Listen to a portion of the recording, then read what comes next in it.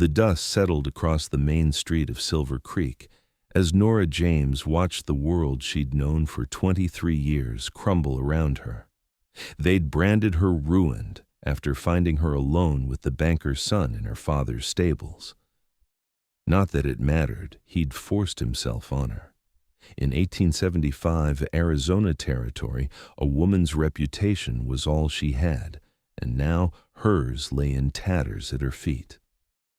"Ain't proper to serve her kind," the saloon keeper muttered, refusing to pour her a glass of water despite the punishing August heat. Nora's parched throat constricted as laughter rippled through the establishment. She turned to leave when the saloon's bat-wing doors creaked open. The afternoon sunlight silhouetted a tall figure, broad-shouldered and moving with the easy confidence of a man who rode hard and lived harder. The room fell silent as Quinn Vaughn stepped inside, spurs jangling against the wooden floor. "What's the trouble here?" he asked, his voice carrying the rough texture of someone who'd seen too much of the harsh country. "Nothing concerning you, Vaughn," the keeper snapped, just refusing service to damaged goods. Quinn's eyes, sharp as a hawk's, settled on Nora's face. He took in her proud posture despite the humiliation burning her cheeks, the delicate features now hardened with resolve, and the pain she fought to hide behind those emerald eyes. "They call her ruined," someone whispered loudly enough for all to hear. Quinn removed his hat, revealing sun-streaked brown hair, and placed it over his heart in a gesture so unexpected it silenced the room. "Then I'll ruin myself beside her," he declared, his voice like thunder across an open plain. He extended his arm to Nora. "Madam, would you grant me the honor of your company?" Nora hesitated. She'd heard stories about Quinn Vaughn, the rancher who'd appeared in Silver Creek 3 years ago with nothing but his horse, his gun, and mysteries trailing behind him like dust clouds. He'd bought land northeast of town, built a respectable spread, and kept mostly to himself except for necessary business. Some said he was running from something back east. Others claimed he'd killed men, bad men, but men nonetheless. But his eyes held no judgment, only a quiet understanding that sparked something long forgotten inside her chest. She took his arm. "You'll regret this, Vaughn," the keeper called out as they headed toward the door. "Association with her kind won't do your business any favors." Quinn paused and turned slightly. "I reckon I've survived worse judgments than yours, Peterson." His voice was calm but carried an edge that made the keeper step back. Outside, the heat pressed against them like a physical force. Nora withdrew her arm from his. "Thank you for your kindness, Mr. Vaughn, but I don't need saving," she said firmly, "and I won't have you ruining your standing in town on my account." A ghost of a smile crossed his face. "Miss James, is it?" When she nodded, he continued, "I've found that folks who decide who's worthy and who isn't rarely have clean souls themselves. Nevertheless—" "My wagon's over yonder," he interrupted, nodding toward a loaded supply wagon. "I'd be obliged if you'd allow me to drive you home." Nora glanced down the street. Several townspeople had stopped to stare, whispering behind hands and shooting disapproving looks. Her family's mercantile store stood 5 blocks away, and the prospect of walking there alone under their scrutiny made her stomach knot. "Very well," she conceded. As Quinn helped her onto the wagon seat, his hand brushed hers, calloused but surprisingly gentle. The touch sent an unexpected warmth through her fingertips. "I appreciate the ride, Mr. Vaughn, but this changes nothing," she said as he climbed up beside her. "By tomorrow they'll be saying you've taken up with a fallen woman." Quinn took the reins and clicked his tongue to set the horses in motion. "Miss James, I stopped caring about what people say a long time ago. He kept his eyes forward, focused on the road. Besides, seems to me the only thing that's fallen is this town's decency. Nora studied his profile, the strong jaw dusted with stubble, the straight nose that had clearly been broken at least once, and eyes that had seen more than their share of hardship. "Why would you do that back there?" she asked, genuinely puzzled. "You hardly know me." Quinn was silent for several moments. "My mama taught me that true character shows in how we treat those who can do nothing for us," he finally said, "and I've seen how you help that old widow, Mrs. Thornton, with her shopping every Tuesday. How you taught the Martinez children to read when the schoolteacher refused them. Folks might call you ruined, Miss James, but I've seen nothing but kindness from you." Nora felt her throat tighten at his unexpected observations. She hadn't realized anyone had noticed those small acts. "It's just up ahead," she said, pointing to the two-story building with James Mercantile painted on its wooden facade. As they approached, Nora could see her father through the store window, his face grim as he spotted her with Quinn. Quinn brought the wagon to a stop and turned to her. "Miss James," he said quietly, "whatever happened to cause this town to turn on you, I want you to know that people with good hearts don't stay beaten down forever." She met his gaze, finding something there that made her want to trust him despite years of learning that trust was a luxury she couldn't afford. "Thank you for the ride, Mr. Vaughn," she said, allowing him to help her down from the wagon. Their hands lingered together a moment longer than necessary. "Nora!" Her father's sharp voice broke the connection as he appeared in the doorway. "Inside. Now." She straightened her shoulders and walked toward the store, feeling Quinn's eyes on her back. "Mr. James," Quinn called out, tipping his hat, "fine daughter you've raised, shows real Christian charity to those in need." Her father's face reddened, but he said nothing as Quinn clicked to his horses and the wagon rolled away. Inside the store, Raymond James closed the door with more force than necessary. "What were you thinking, being seen with Quinn Vaughn? Hasn't this family suffered enough disgrace?" "He offered me a ride when I was refused service at Peterson's," Nora replied, moving behind the counter to straighten items that didn't need straightening. "Would you rather I walked home alone with half the town watching?" Her father's anger deflated slightly. At 52, Raymond James looked 10 years older, the events of the past month having carved deep lines around his eyes and mouth. The accusation against Nora had nearly destroyed his business people who'd traded with him for decades, suddenly found reasons to shop elsewhere. "Nora," he sighed, "you know I believe you about what happened with Harold Simmons, but Quinn Vaughn he's not the kind of association that will help restore your reputation." "What reputation, Father?" she asked quietly. "It's been a month. The banker's son returns to college a hero while I'm treated like I carry the plague. Nothing will restore what's been taken from me." Raymond approached the counter and covered her hand with his. "Time heals, daughter. We just need to be patient and proper." Nora nodded, not having the heart to argue further. Her father believed in the fundamental goodness of people, that eventually truth would prevail. She had once believed that too. That evening, as she helped prepare dinner in the living quarters above the store, Nora's mother kept glancing at her with worried eyes. "I heard you rode into town with Quinn Vaughn today," Elizabeth James finally said, her voice carefully neutral as she kneaded bread dough. "News travels fast," Nora replied, slicing potatoes with more force than necessary. "It always does." Her mother wiped flour from her hands. "What do you know about him?" Nora shrugged. Only what everyone knows.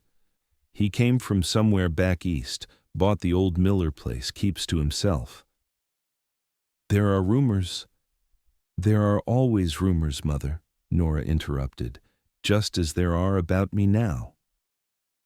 Elizabeth fell silent, her hands returning to the dough with renewed vigor.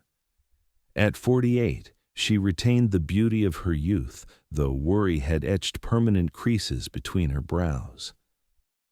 I just want you to be careful, she finally said. Men sometimes see a woman in your position as available. The implication stung, but Nora understood her mother's concern. Mr. Vaughn was a gentleman, nothing more. Later that night, lying in bed, Nora replayed the moment in the saloon, the stranger standing up for her when no one else would. Then I'll ruin myself beside her. Such dramatic words, yet spoken with such quiet conviction that they'd silenced a room full of judgment. She wondered what had brought Quinn Vaughn to this dusty corner of Arizona. What ghosts chased him across the country? And why had the simple touch of his hand felt like coming home? The following morning, Nora was arranging fabric bolts when the store's bell jingled. She looked up to find Quinn Vaughn removing his hat as he stepped inside, the morning sunlight outlining his tall figure. Mr. Vaughn, she said, surprised to see him so soon. Can I help you find something? He approached the counter, placing a list on its surface. Supply run, he explained, though I could have gone to Prescott for most of it. They both knew what remained unsaid, that he'd chosen to patronize her family's store despite the potential damage to his own standing. I appreciate the business, she said simply, taking the list. As she gathered the items, coffee, sugar, salt, ammunition, and other ranch necessities, she felt his eyes following her movements. How long have you been in Silver Creek, Miss James? He asked as she measured coffee beans. All my life, she replied. My parents opened this store before I was born.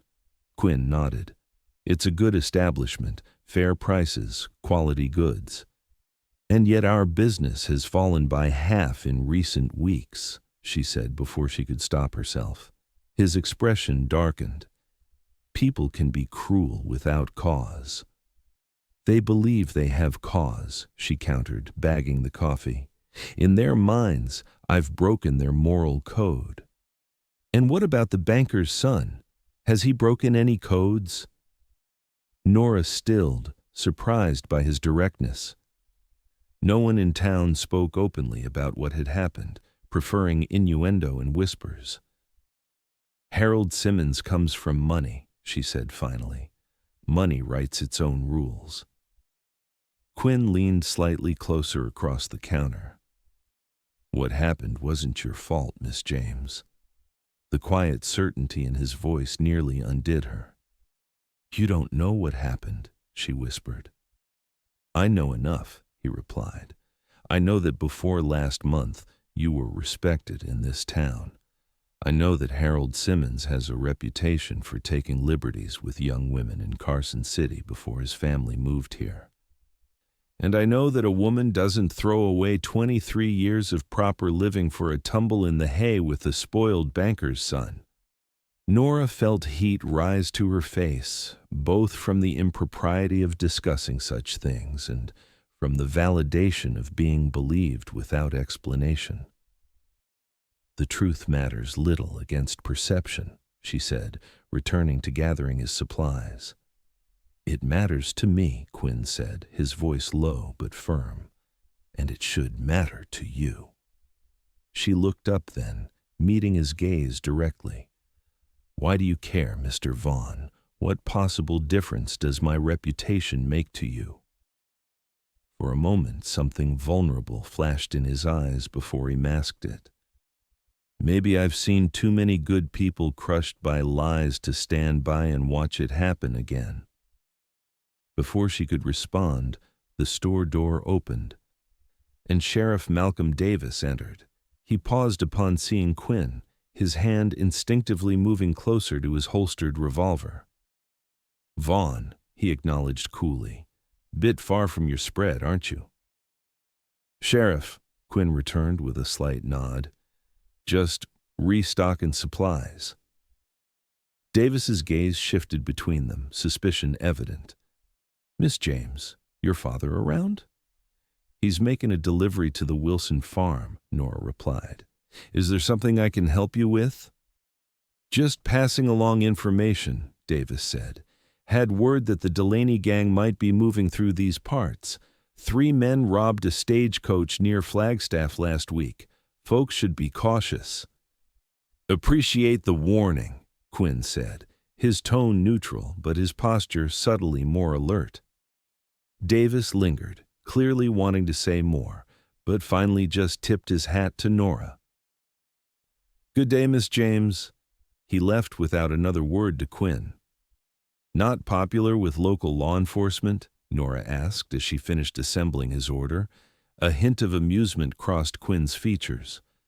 "Sheriff Davis and I have different views on certain matters." "Such as?" "Such as who deserves second chances," he replied, the lightness in his tone belying the weight of his words. As Nora calculated his total, their fingers brushed during the exchange of money, and that same inexplicable warmth returned. This time, neither pulled away immediately. "Miss James," Quinn said, his voice dropping slightly, "I'm hosting a small gathering at my ranch this Sunday after church. Nothing fancy, just a barbecue for some of the neighboring ranchers and their families. I'd be honored if you and your parents would attend." Nora blinked in surprise. "Mr. Vaughn, that's kind, but I don't think—" "Please consider it," he interrupted gently. "Sometimes the only way to change people's minds is to give them no choice but to see the truth." After he left, Nora stood motionless behind the counter, holding the coins he'd paid with in her palm. Sunday was 3 days away. 3 days to convince her parents that attending a social gathering at Quinn Vaughn's ranch wouldn't further damage their standing in town. 3 days to decide if she was brave enough to face the stares and whispers that would inevitably follow. That evening at dinner, Nora mentioned Quinn's invitation, watching carefully for her parents' reactions. "Absolutely not," her father said immediately, setting down his fork. "We cannot afford to associate ourselves with a man of questionable background." "Questionable how?" Nora challenged. "Because people gossip? Isn't that precisely what's happening to me?" "It's different, Nora." "How?" she pressed. "Mr. Vaughn has been nothing but respectful and kind. He's running a successful ranch, pays his debts on time according to Mr. Peterson at the bank, and has offered us hospitality when most of the town won't even look us in the eye anymore," her mother intervened. "Raymond, perhaps we should consider it. Isolation isn't helping Nora's situation, and if respectable ranching families will be present." Her father frowned, poking at his potatoes. "Elizabeth, you know as well as I do that Vaughn arrived here under mysterious circumstances. Some say he was involved in something criminal back east. Some say I compromised myself willingly with Harold Simmons," Nora countered. "Are all rumors to be believed except those about me?" The silence that followed was heavy with unspoken concerns. Finally, her father sighed. "We'll discuss it further tomorrow," he conceded.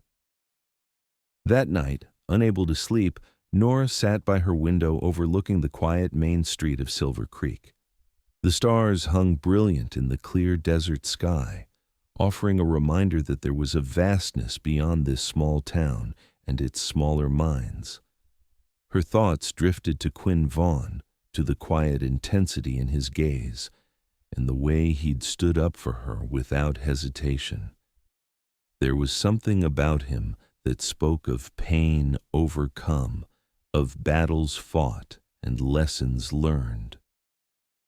Perhaps that was why he'd recognized something in her worth defending. The following morning brought unexpected visitors to the store. Martha Wilson, wife of one of the wealthiest ranchers in the county, entered with her daughter, Abigail.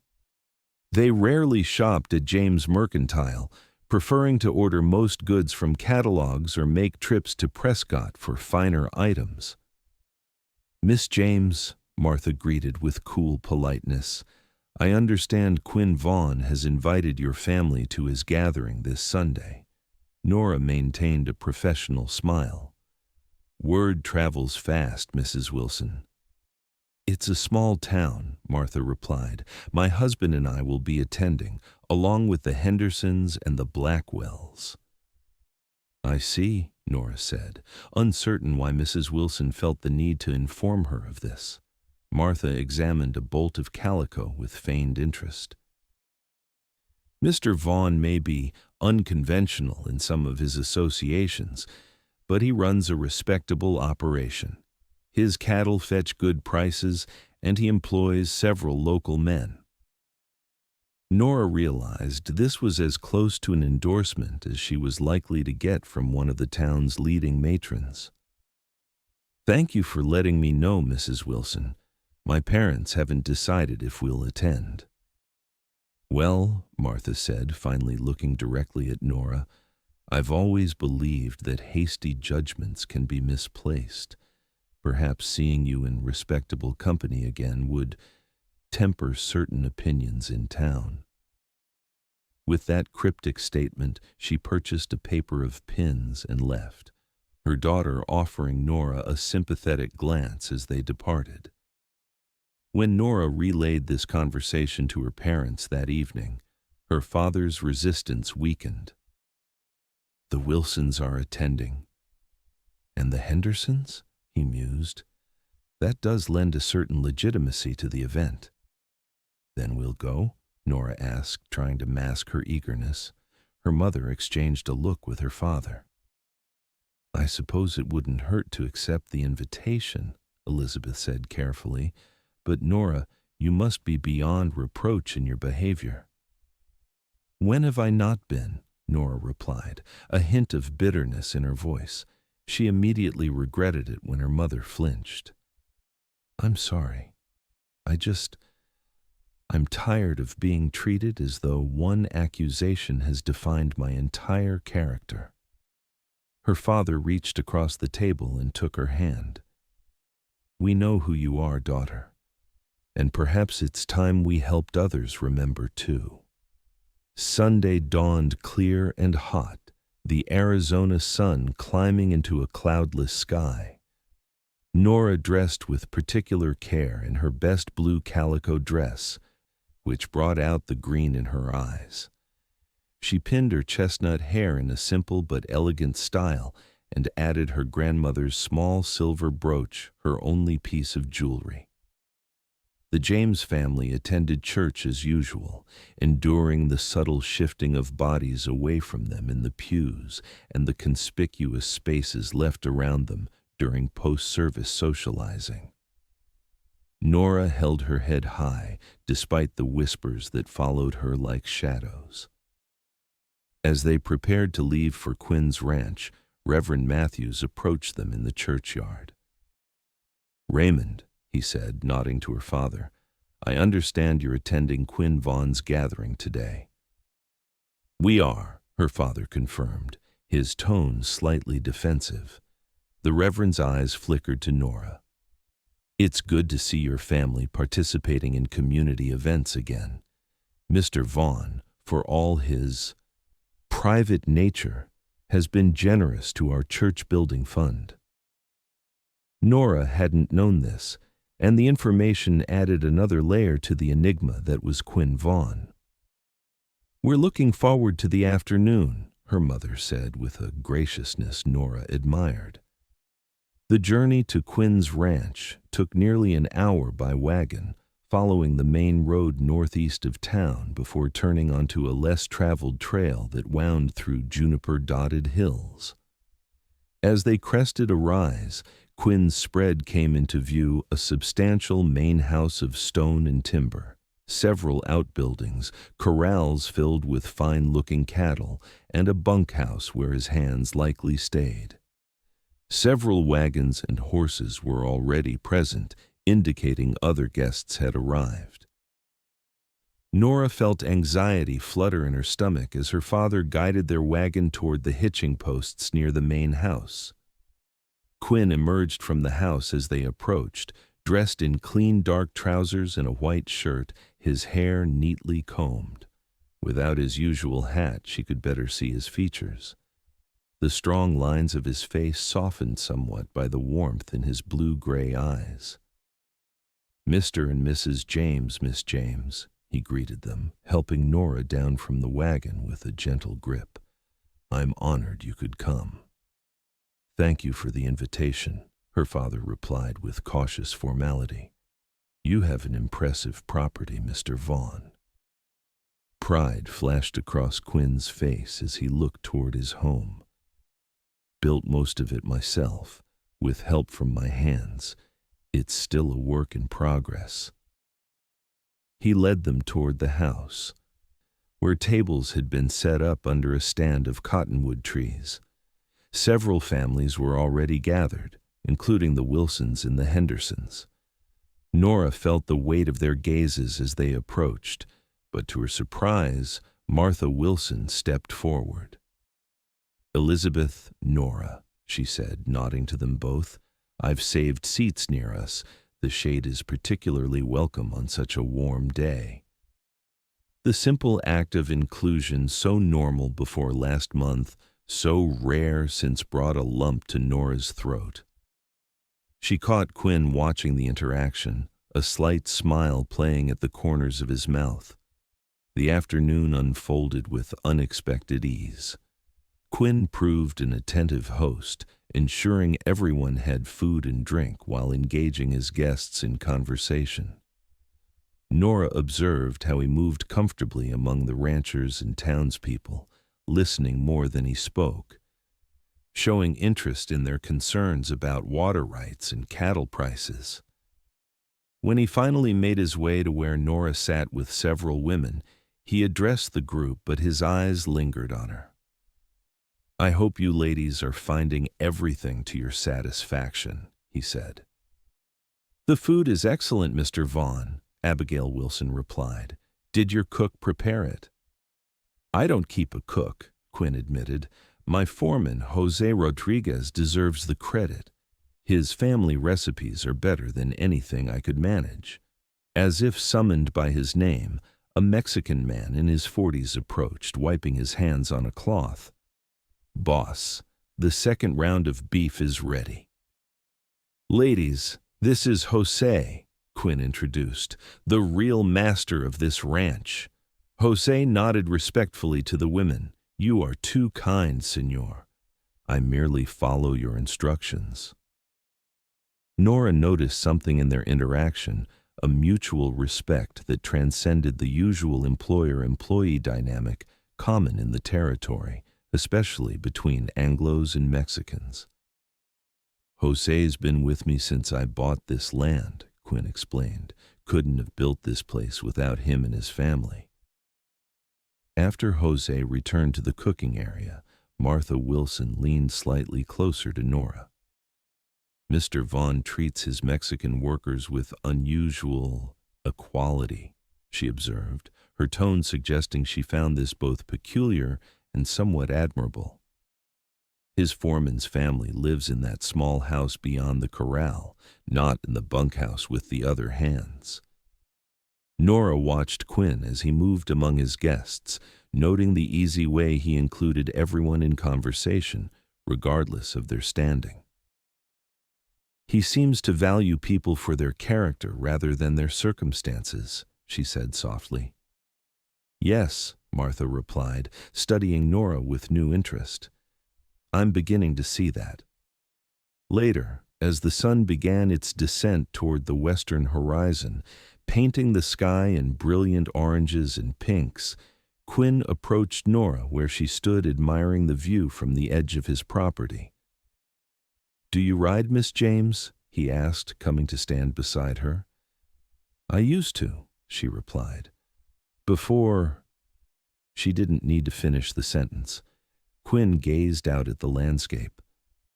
"I have a gentle mare that might suit you, should you ever wish to see more of this country."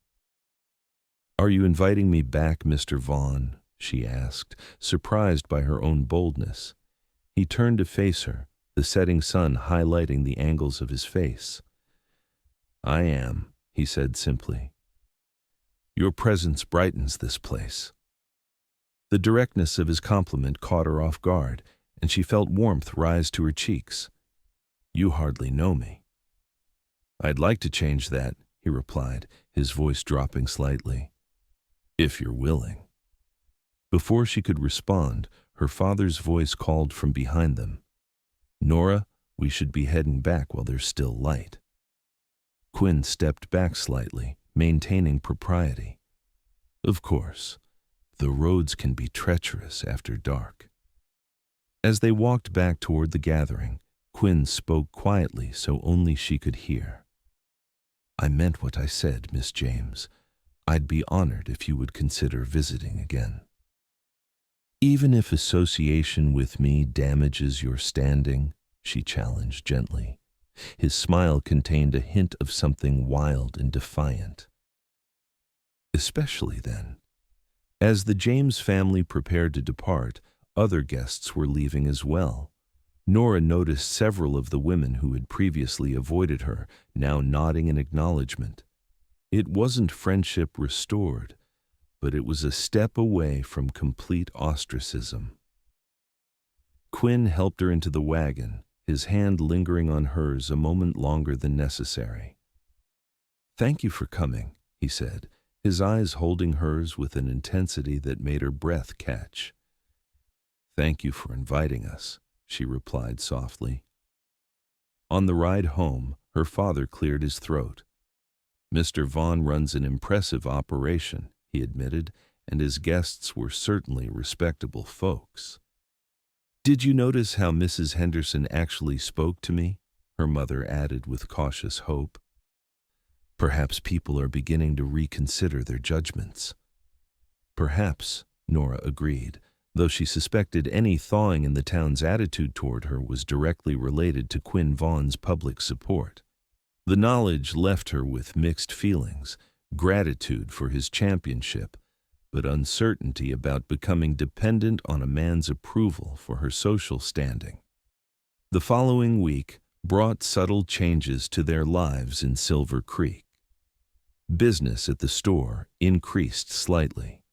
Reverend Matthews's wife purchased fabric for new curtains, and Mrs. Henderson ordered special tea not available at the general store.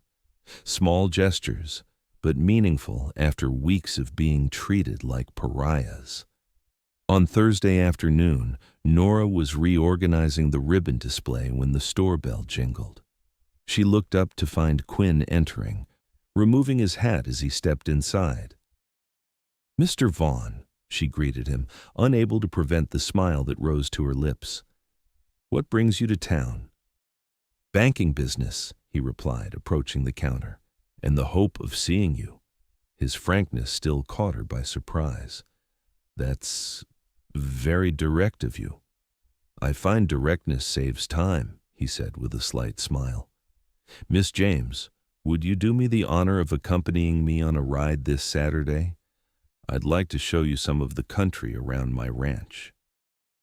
Nora hesitated. An unchaperoned ride would certainly set tongues wagging again, just when things were beginning to improve. Quinn seemed to read her thoughts. "Your parents would be welcome to join us," he added, "though I suspect your father might find it dull compared to his ledgers." "You make a fair point," she admitted. "Let me discuss it with my parents. Perhaps my mother might accompany us." "I'll await your answer," he said, his eyes holding hers, "whatever it may be." That evening, Nora broached the subject with her parents.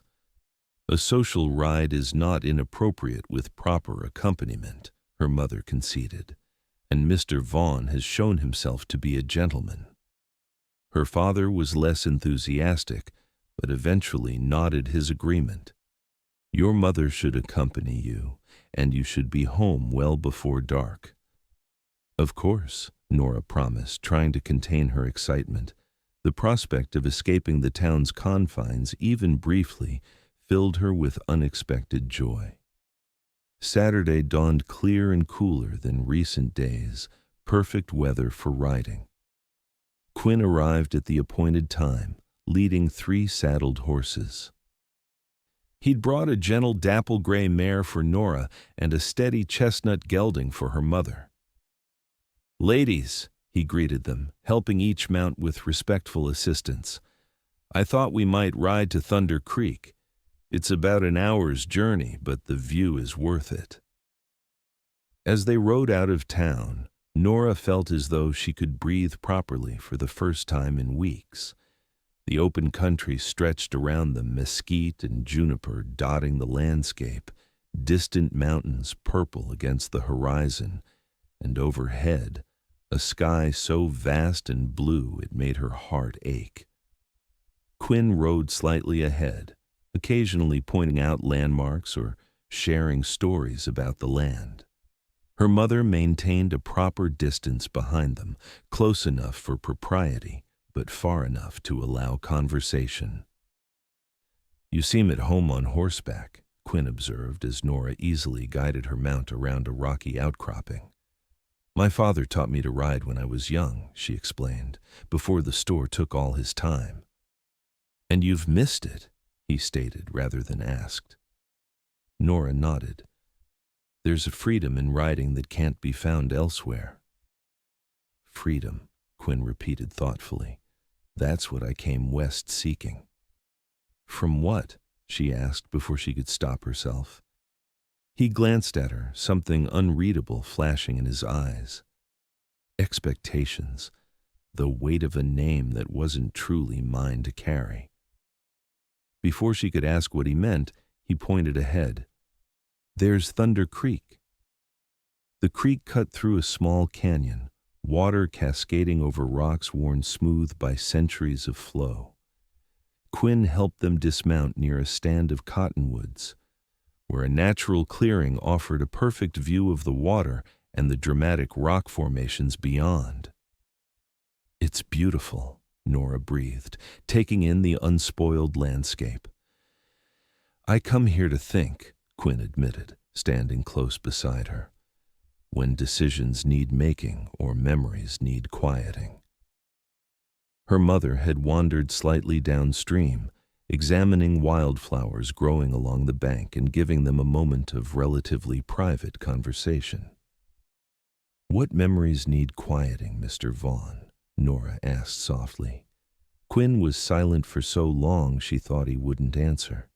When he finally spoke, his voice was low and controlled, but she sensed the emotion beneath it. "I was born Quinn Thornton in Boston," he began. "My father was Charles Thornton, a banker with political ambitions. When I was 20, I discovered he was systematically stealing from his clients, widows, veterans, people who trusted him with their life savings." Nora remained silent, sensing the importance of his confession. "I confronted him," Quinn continued, "demanded he return the money. When he refused, I threatened to expose him. The next day, a young clerk at the bank was found with incriminating documents in his possession. He swore he was innocent, but no one believed him. He hanged himself in his cell before trial." "And it was your father's doing," Nora whispered. Quinn nodded, his jaw tight. "I knew the truth, but couldn't prove it. My father gave me a choice, accept a position in his bank and eventually inherit everything or be disowned. I chose to leave, changed my name, and headed west. I couldn't stop him, but I wouldn't be part of his world anymore." "That's why you understand," she realized, "about being judged for something that isn't the truth." His eyes met hers and the connection between them seemed to strengthen. Truth has a way of emerging eventually, Miss James. Sometimes it just needs someone willing to stand beside it when it does. Nora, she said quietly, I think after sharing such truths, you might call me Nora. A smile touched his lips. Nora, he repeated, as though testing the feel of her name. Then I'm Quinn to you. Her mother's return prevented further conversation, but something had shifted between them. A trust had formed, fragile but real. As they rode back toward town, Quinn kept his horse close to Nora's. Would you consider joining me for dinner next Friday? He asked. At the hotel restaurant. Your parents would be welcome as well, of course. I'd like that, she replied, surprised by her own courage, though I suspect the town will talk. Let them, Quinn said with quiet determination. Sometimes the only way to change a story is to write a new one, out in the open where everyone can see it. The week passed with agonizing slowness for Nora. She found herself watching the store window for glimpses of Quinn in town and replaying their conversations in her mind as she lay awake at night. His story had touched something deep within her. The knowledge that he understood injustice firsthand made his defense of her all the more meaningful. Friday evening arrived with an unusual flurry of activity in the James household. Nora wore her best dress, a deep green that her mother had sewn the previous winter. Her father, though still cautious about Quinn's intentions, had agreed to the dinner engagement, recognizing that their family's rehabilitation in town seemed somehow linked to Quinn's public association with them. The Silver Creek Hotel restaurant was the finest establishment in town, not grand by Eastern standards, but respectable and well-maintained. As the James family entered, Nora was acutely aware of the conversations that faltered and the eyes that turned their way. Quinn was already waiting, dressed in a dark suit that transformed him from rancher to gentleman. He stood as they approached, his eyes warming as they fell on Nora. You look beautiful, he said quietly as he held her chair. The dinner progressed with surprising ease. Quinn engaged her father in conversation about business trends and her mother about her gardening interests. He moved between topics with natural grace, revealing an education and worldliness that belied his frontier existence. Halfway through the meal, Harold Simmons Sr., the banker, entered the restaurant with his wife. Their presence caused a momentary tension at the table, as it was their son who had ruined Nora's reputation with his actions and lies. Quinn noticed her discomfort and subtly shifted the conversation to draw her attention back to their table. When the banker approached, however, there was no avoiding the confrontation. Vaughn, Simmons said with a curt nod, his eyes flickering dismissively over the James family. Simmons, Quinn returned evenly. I trust business is prospering. Well enough, the banker replied. His wife stood silently beside him, her eyes fixed on a point above their heads. I'm surprised to see you dining here. Thought you preferred more rustic surroundings. The implication that Quinn didn't belong in refined company hung in the air. Nora felt her father stiffen beside her. I go where good company takes me, Quinn replied smoothly. And tonight, that's here with the James family. Simmons's mouth tightened. Yes, well, some might question your choice of associations. Quinn's expression remained pleasant, but his eyes hardened. Some might question a great many things, Simmons, including how certain young men are raised to respect or disrespect young women. The banker's face flushed with anger. My son is a respected student at Harvard. I would advise you to guard your insinuations carefully, Vaughn. Not an insinuation, Quinn replied, his voice dangerously soft. An observation about character. The kind that shows itself when no one's watching or when someone believes they can act without consequences. Mrs. Simmons tugged at her husband's arm. "Harold, our table is ready," she murmured. With a final glare, Simmons allowed himself to be led away. The tension at their table gradually eased, though Nora noticed her father watching Quinn with new consideration. "That was boldly spoken," Raymond James said finally. Quinn met his gaze directly. Sometimes bold speech is necessary when quiet truth goes unheard. After dinner, as they stood outside the hotel saying their goodbyes, Quinn asked if he might call on Nora properly the following Sunday after church. Her father hesitated, then nodded. "You'd be welcome, Mr. Vaughn." As Quinn helped Nora into their wagon, their hands touched, and he held hers a moment longer than necessary. "Until Sunday," he said, his voice carrying a promise that made her heart quicken. "Until Sunday," she echoed. The weekend passed slowly for Nora. Sunday's church service brought the usual mixture of cold shoulders and whispered comments, though she noticed a few more nods of acknowledgement than in previous weeks. Quinn's public support seemed to be having some effect, however small. When he arrived at their home that afternoon, Quinn brought flowers for her mother and a book of poetry for Nora Wordsworth, one of her favorites, though she couldn't recall mentioning this to him. They sat in the parlor under her mother's watchful eye, discussing books, the changing seasons, and the upcoming harvest festival. Quinn spoke easily, but always with thoughtfulness, never filling silence for its own sake. "Will you attend the harvest festival?" he asked as the afternoon light began to fade. Nora hesitated. The annual event was the highlight of Silver Creek's social calendar: dancing, food, games, and community celebration. Before Harold Simmons's accusation, she would have attended without question. Now, the prospect of facing the entire town in such a public setting filled her with dread. "I hadn't planned to," she admitted. Quinn leaned slightly forward, his expression serious. "Would you consider attending with me, as my guest?"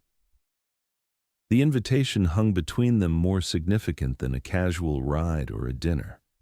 Attending the harvest festival together would be a public declaration of something. Not quite courtship, perhaps, but certainly more than casual acquaintance. "People would talk," she said softly, aware her mother was listening, though pretending to focus on her needlework. "People already talk," Quinn replied with the ghost of a smile. "Let's give them something worth talking about, a woman of character being treated with the respect she deserves." Put that way, his invitation felt less like exposure and more like vindication. "Yes," Nora found herself saying, "I'd be honored to attend with you." The smile that spread across his face made something warm unfurl in her chest. For the first time since that terrible day in her father's stables, Nora felt a flicker of hope that perhaps her life wasn't permanently defined by one man's lies. As the harvest festival approached, Silver Creek buzzed with preparations.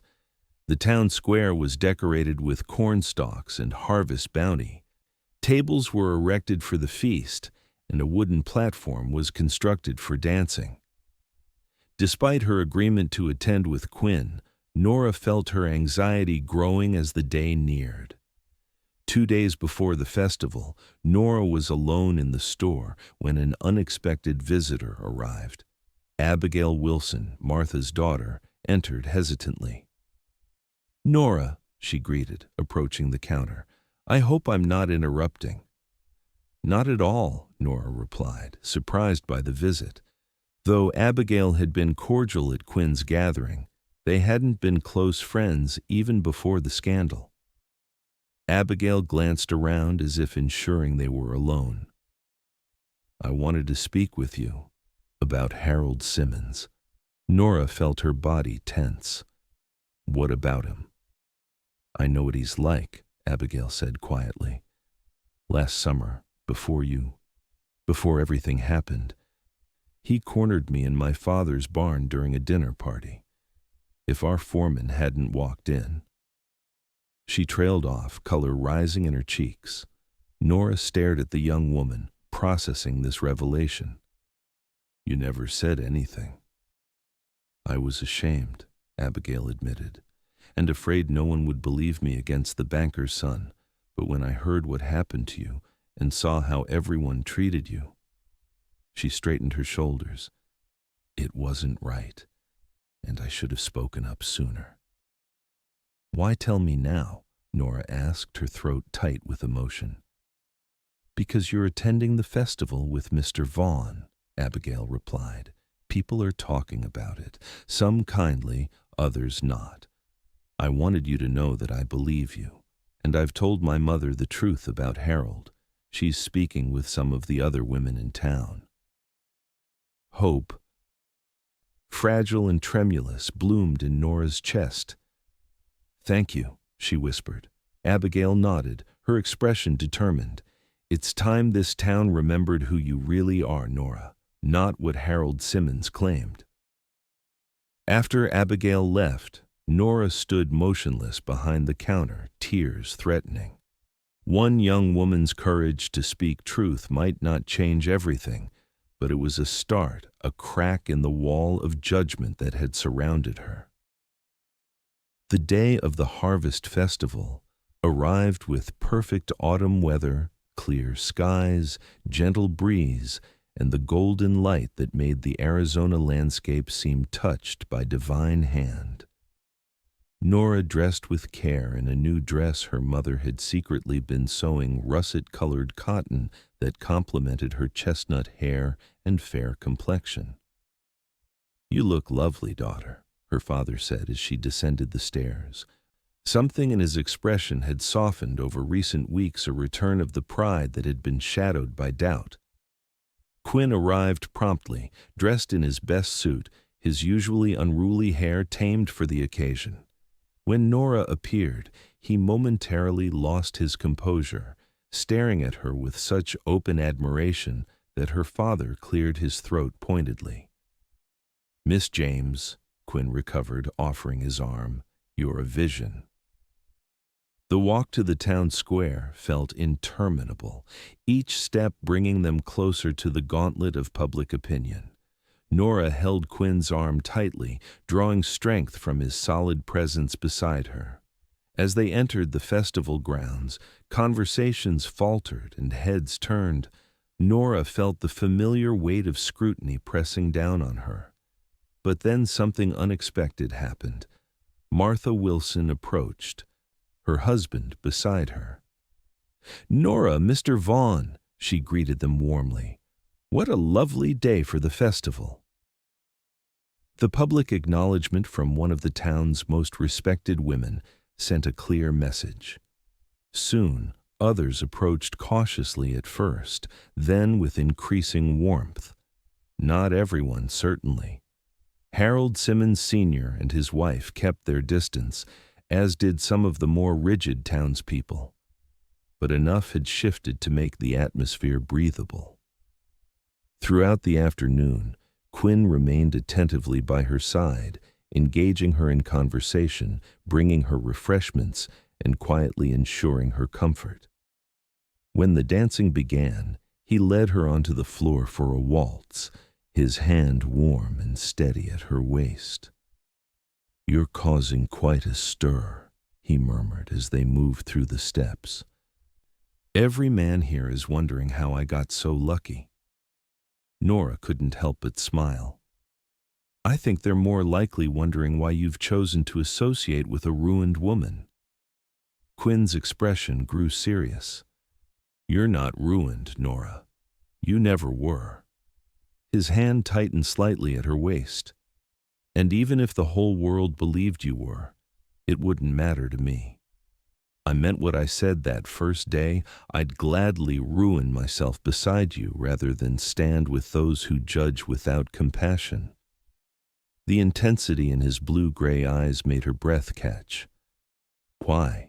She asked softly. Why would you do that for someone you barely knew? Quinn guided her through a turn before answering. Because from the moment I saw you standing alone in that saloon, chin up despite everything, I recognized something in you that called to something in me. Courage. Resilience. Truth. They danced in silence for several moments, the music wrapping around them like a protective cocoon. I'm falling in love with you, Nora James, Quinn said quietly, his voice steady despite the weight of his declaration. I don't expect you to return the feeling, but I want you to know that my support isn't charity or some misplaced sense of justice. It's because I see you truly, see you, and what I see is extraordinary. Nora felt as though the ground had shifted beneath her feet, even as they continued their perfect waltz. No man had ever spoken to her with such honesty, such vulnerability. The walls she'd built around her heart since Harold Simmons's betrayal trembled. I don't know what to say, she admitted, her voice barely audible above the music. You don't need to say anything, Quinn assured her. Just dance with me. The rest can wait. As the evening progressed, Nora found herself relaxing into the unexpected acceptance. Abigail Wilson sought her out for conversation, bringing several other young women with her. There were still whispers and glances, but they no longer carried the same poison. Near the end of the evening, as lanterns lit the square with golden light, Sheriff Davis approached them. His expression was serious but not hostile as it had often been when addressing Quinn. Mr. Vaughn, Miss James, he acknowledged them both. Fine evening. Sheriff, Quinn replied with a cautious nod. Received an interesting letter today, Davis continued, his eyes shifting between them. From the sheriff in Boston. Seems there's been some developments regarding Charles Thornton. Quinn tensed beside Nora. She slipped her hand into his, offering silent support. Is that so? Quinn asked, his voice carefully neutral. Davis nodded. Apparently he's been arrested for fraud and embezzlement. Several of his former clients came forward with evidence. Thought you might want to know, given your connection to the matter. Thank you for informing me, Quinn said, genuine surprise evident in his voice. As the sheriff moved away, Quinn stood very still, his hand gripping Nora's as though it were an anchor in a storm. Are you all right? She asked softly. He turned to her, his expression a complex mixture of shock, vindication, and old pain. All these years, he said, I thought he'd gotten away with it completely. Perhaps truth does find its way to light eventually, Nora suggested. Quinn's gaze softened as he looked at her. Perhaps it does. As the festival wound down, Quinn walked Nora and her parents home through the quiet streets of Silver Creek. At their door, he asked if he might speak privately with Raymond James for a moment. Nora and her mother went inside, though Nora lingered near the window, curiosity burning. When her father came inside several minutes later, his expression was thoughtful. What did Quinn want? Nora asked, unable to contain her curiosity. Her father studied her face for a long moment. He asked permission to court you properly, he finally said. Said his intentions are honorable and that he hopes in time you might consider a more permanent arrangement. Nora's heart quickened. And what did you say? I said that while I appreciate his directness, the decision ultimately rests with you. Her father's eyes softened. He's a good man, Nora. Different than I expected, but good nonetheless. The following days brought a shift in Nora's world. Quinn called regularly, bringing small gifts books he thought she might enjoy, wildflowers from his land, once even a kitten from a litter born in his barn. They rode together, her mother or occasionally her father accompanying them as propriety demanded, exploring the beautiful country around Silver Creek. In town, attitudes continued to thaw. Abigail Wilson's testimony about Harold Simmons had spread, and other young women came forward with similar experiences. The banker and his wife left suddenly for an extended visit to relatives in California, taking their son with them. Few believed they would return. 3 months after the Harvest Festival, as winter settled over the territory, Quinn invited Nora and her parents to dinner at his ranch. Jose's wife, Maria, had prepared a feast, and the house was warmed by roaring fires and decorated with pine boughs and candles. After dinner, Quinn suggested a short walk to see the stars, assuring her parents they would remain within sight of the house. The night was cold but clear, the stars impossibly brilliant against the black velvet sky. "I've been thinking a lot about new beginnings," Quinn said as they stood looking upward, "about how sometimes what seems like an ending can open doors we never imagined." Nora glanced at him, his profile strong in the starlight. "What kind of beginnings are you thinking about?" Quinn turned to face her, taking both her hands in his. "The kind that last a lifetime." He drew a deep breath. "Nora James, these past months have been the happiest of my life. You've shown me what it means to face adversity with grace, to hold to truth when lies would be easier, to open your heart after it's been wounded." He dropped to one knee in the frosty grass, still holding her hands. "I love you more than I thought possible. Would you do me the extraordinary honor of becoming my wife?"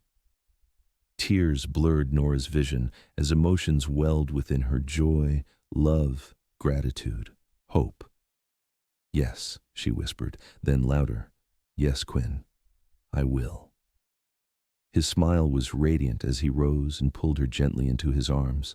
Their first kiss was tender and reverent, a promise exchanged beneath the witness of stars. When they returned to the house, flushed with cold and happiness, their news was met with warm congratulations. Raymond and Elizabeth James had seen this coming, had watched their daughter bloom again under Quinn's steady devotion. The wedding took place in early spring, when the desert bloomed with wildflowers. The small church in Silver Creek was filled to capacity, a testament to how much had changed in less than a year. Abigail Wilson served as Nora's bridesmaid, and Jose Rodriguez stood as Quinn's best man. As Nora walked down the aisle on her father's arm, she caught glimpses of faces that had once been turned away in judgment, now smiling in celebration. Her gaze settled on Quinn, waiting for her at the altar, his eyes filled with such love that it stole her breath. Reverend Matthews spoke of new beginnings, of faith restored, of love that weathers storms. When Quinn placed the ring on her finger and spoke his vows, his voice was steady and sure, a promise she knew in her soul he would keep all their days. "What God has joined together, let no man put asunder," the Reverend proclaimed, and Nora felt the truth of it resonating through her very being. The celebration afterward at Quinn's ranch, now their ranch, lasted well into the evening. Lanterns illuminated the yard, music played, and people who had once whispered behind Nora's back now toasted to her happiness. As twilight deepened into night, Quinn led his bride away from the festivities toward their home. On the porch, he paused, gathering her hands in his. "Do you remember the first words I ever said to you?" he asked softly. Nora nodded. "They called me ruined, and you said you'd ruin yourself beside me." Quinn's thumb traced gentle circles on her palm. "I meant it then, and I mean it now. Whatever life brings us, good or ill, we face it together. Together, Nora echoed, rising on her toes to kiss him. As he swept her into his arms to carry her across the threshold, Nora knew that what others had called her ruin had become her salvation.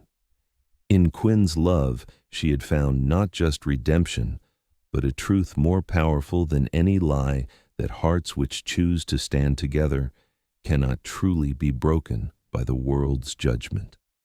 5 years later, Nora sat on the porch of their expanded ranch house, watching Quinn teach their 4-year-old son Thomas to ride his pony in the yard. Their 2-year-old daughter Catherine played at her feet, arranging pine cones in patterns only she understood. The Silver Creek Valley stretched before her, cattle grazing peacefully on land that now included what had once been the Simmons property, purchased when the banker had been forced to sell after his Boston investments collapsed. Jose and Maria Rodriguez still worked with them, now partners in the ranch operations rather than employees. Their children played with Thomas and Catherine as equals, creating a community built on respect rather than hierarchy. Raymond and Elizabeth James had moved to the ranch last year when Raymond's health began to fail, occupying a comfortable cottage nearby. The mercantile store was now managed by Abigail Wilson, now Abigail Carter, and her husband. Nora's hand rested on the slight swell of her abdomen where their 3rd child grew. Life had unfolded in ways she could never have imagined that terrible day when whispers first branded her as ruined. Quinn looked up from his lesson with Thomas, catching her eye across the yard. His smile, still as warm and genuine as the day they met, lit his entire face. He whispered something to their son, who carefully guided his pony toward the porch. "Mama," Thomas called excitedly, "did you see me riding? Papa says I'm a natural." "I saw, my darling," Nora replied. "You're becoming quite the horseman." Quinn followed, lifting Catherine into his arms as he joined them. "I think we have a future rancher here," he said, ruffling Thomas's hair. "And what about this little lady?" Nora asked, smiling at their daughter, who was attempting to place a pine cone on her father's head. "An artist, clearly," Quinn laughed, adjusting Catherine in his arms, "or perhaps a builder of very small monuments." As the afternoon light turned golden across the landscape, Nora reflected on the journey that had brought them here. The pain and humiliation that had once seemed unbearable had faded, replaced by a life richer than she could have dreamed. Quinn settled beside her on the porch swing, their children scrambling to play nearby. His arms slipped around her shoulders, drawing her close. "Happy?" he asked simply, as he often did. Nora leaned into his warmth, feeling the steady beat of his heart against her cheek. "Completely," she answered, the word encompassing all they had built together, this home, this family, this love that had begun with a simple, defiant declaration in a dusty saloon. They had faced the world's judgment and found something greater, the courage to stand together, to trust in each other's truth, to build a life where what others called ruin became the foundation for something beautiful and enduring. As the sun set over their land, painting the sky in brilliant hues of orange and pink, Nora knew with absolute certainty that some forms of ruin were really just beginnings in disguise.